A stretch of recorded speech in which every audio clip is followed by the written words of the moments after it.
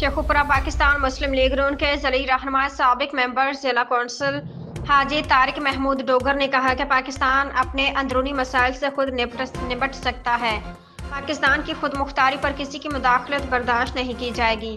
बैनुल-अक़वामी बरादरी से बराबरी की सतह पर मुल्की मफादात की बात की जा रही है। मुल्क में बैरूनी सरमायाकारी के फ़रोग़ की खातिर भी हुकूमत भरपूर जदोजहद कर रही है। पार्टी कायद मियां मोहम्मद नवाज शरीफ की मौजूदा सियासी और माशी सूरत हाल पर गहरी निगाह है। वह मौजूदा हालात में अपना फ़ाल किरदार अदा कर रहे हैं और वफाकी और सूबाई हुकूमत की तमाम अमूर में रहनुमाई कर रहे हैं। अपने कायद मियां नवाज शरीफ की खिदमत के विजन को मद्देनजर रखते हुए तमाम पार्टी रहनुमा और कारकुनान भी अवामी फलाह बहबूद के लिए कोशियाँ हैं।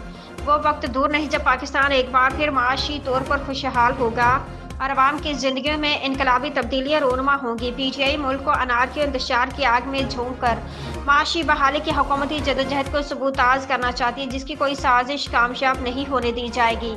नून लीग ही पाकिस्तान को बहरानों से निजात दिला सकती है। माजी गवाह है कि जब भी नवाज लीग बरसर इक़्तिदार आई, पाकिस्तान ने तरक्की के मनाजिल तय किए, अवाम खुशहाल हुई और मुल्क की मईशत को इस्तेहकाम हासिल हुआ।